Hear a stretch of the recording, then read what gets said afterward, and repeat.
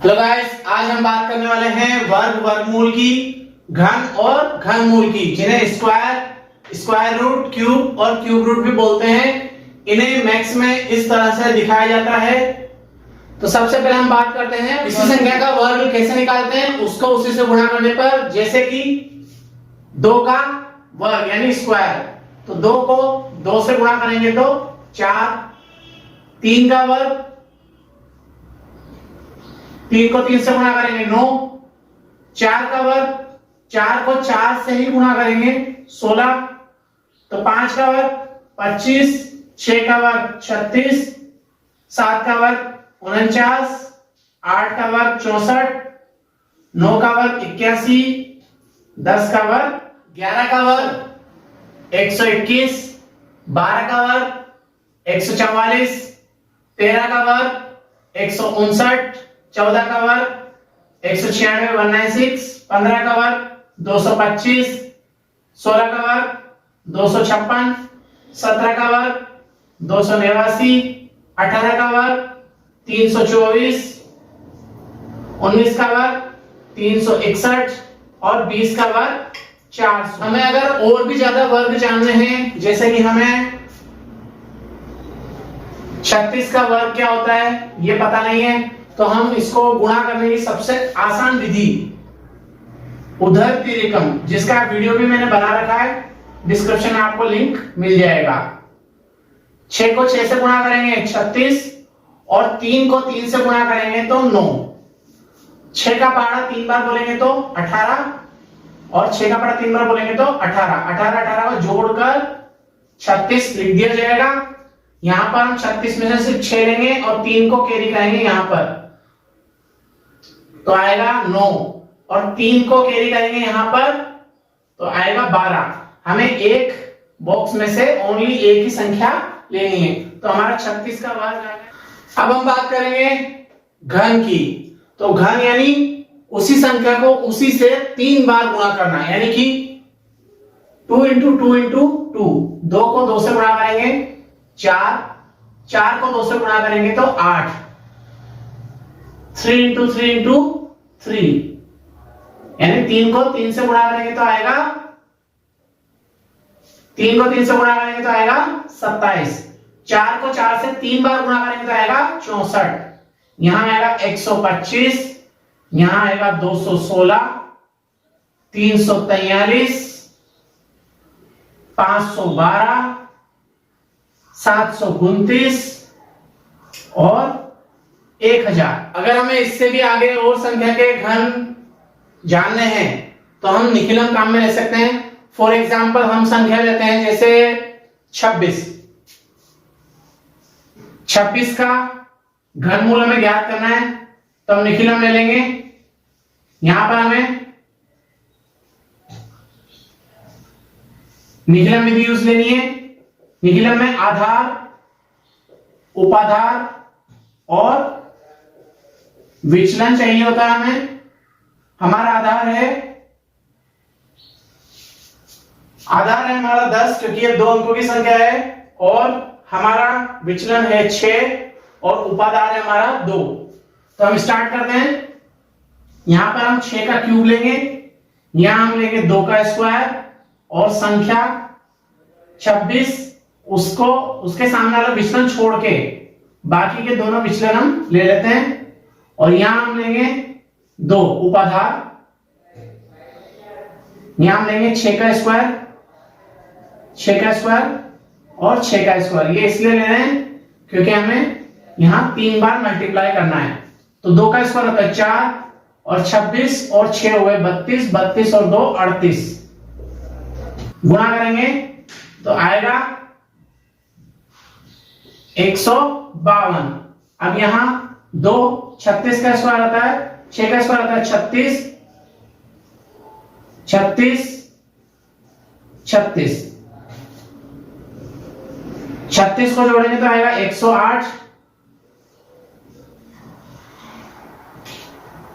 यहां आएगा 216।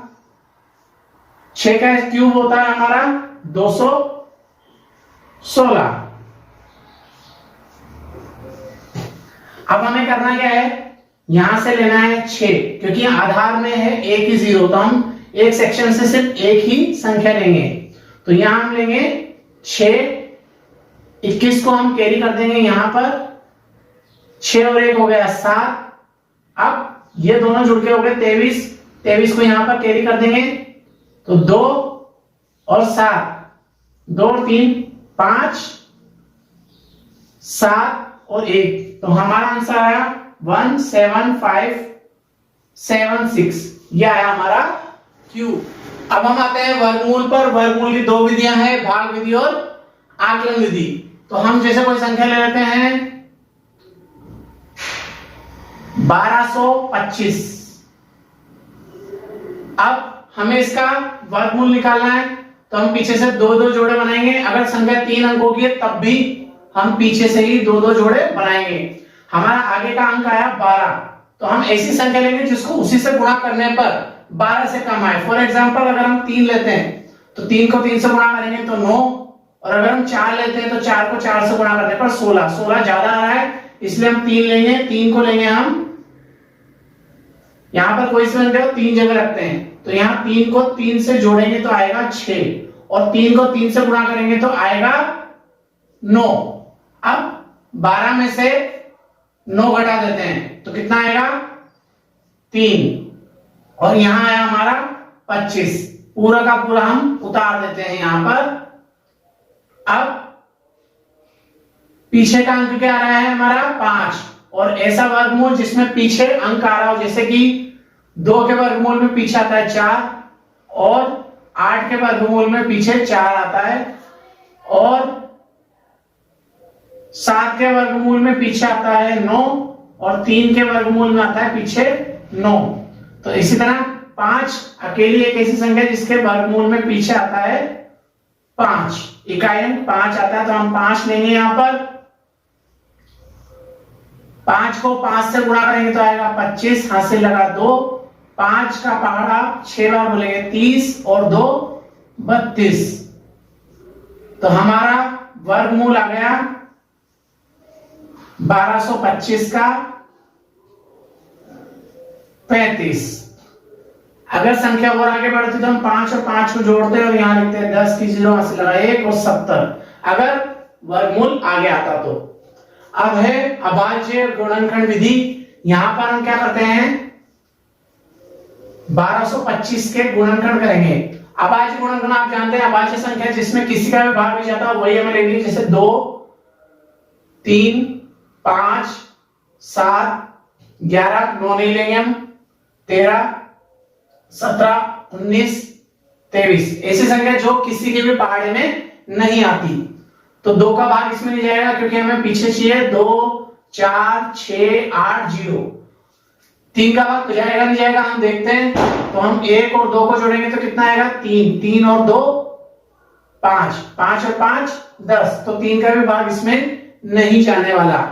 तो अब बारी आती है 5 की। अगर पीछे पीछे 5 या 0 हो तो हम उसमें 5 का भाग दे सकते हैं, तो 5 का भाग जाएगा इसमें। 1 पंजे 5, 2 पंजे 10, बचे 2, यहां चढ़ा दिया हमने हासिल, यहां हो गया हमारा 22। फिर 5 का पहाड़ा बोलेंगे, 4 पंजे 20, फिर बचा 2, 5 25। अभी भी 5 पीछे आ रहे हैं, 2 का भाग, 5 का भाग जा सकता है। 5 के पहाड़े में 5 चौक 20, 5 नाम 45।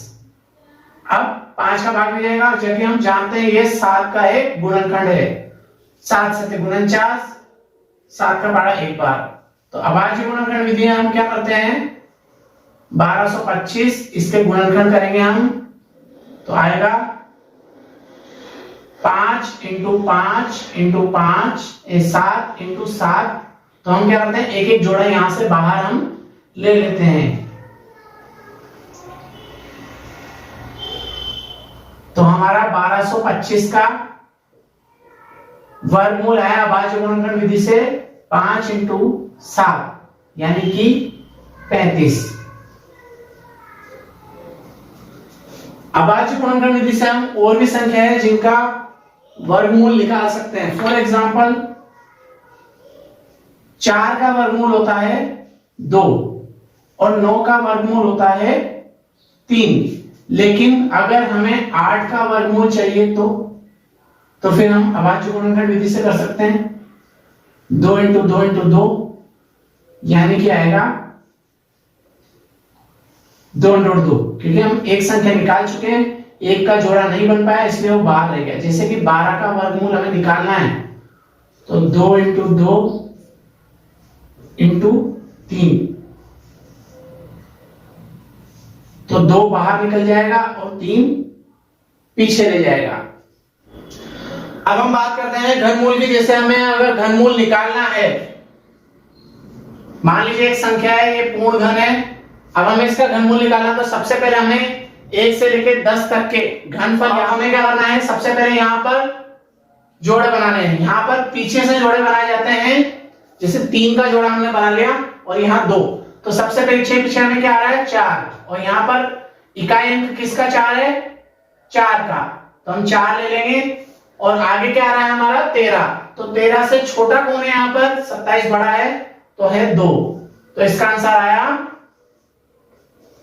13,824 का घनमूल आया हमारा 24। अब हम बात कर लेते हैं अभाज्य गुणनखंड विधि द्वारा घनफल ज्ञात करने की। जैसे कि हमारी संख्या थी 13,824, तो सबसे पहले पीछे आ रहा है 4, तो हम 2 का भाग देंगे 6 बार, 12 हाथ से लगा 1, 9 1 बार और 2 बार, फिर 2 का भाग जाएगा 3 बार, 4 बार, 5 बार और 6 बार, फिर 2 का भाग जाएगा 1 बार, 7 बार और 2 बार, 8 बार, फिर 2 का भाग जाएगा 8 बार, 6 बार, 4 बार, फिर हम 2 का भाग देंगे 4 बार, 3 बार, 2 बार,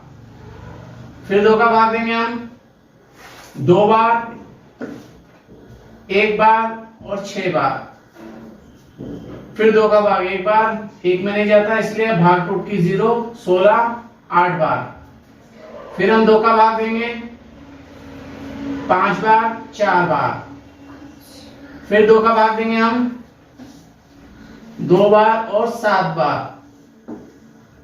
अब 2 का भाग मिल जाएगा क्योंकि पीछे आ गया 7, तो 7 और 2 होता है 9, इसलिए 3 का भाग जाएगा 9 बार, 3 का भाग जाएगा 3 बार और 3 का भाग जाएगा 1 बार। तो हमारे अभाज्य गुणनखंड आ गए। इसमें से हमें क्या करना है, 3 संख्याओं का जोड़ा बनाना है, यानी कि 3 संख्या में से 1 ले लिया, 3 संख्या में से 1 ले लिया और 3 संख्या में से 1 ले लिया और 3 संख्या में से 1 ले लिया, तो 2 दूनी 4, 4 दूनी 8 और 8 दिया 24। ये आ गया हमारा 13,824 का घनमूल।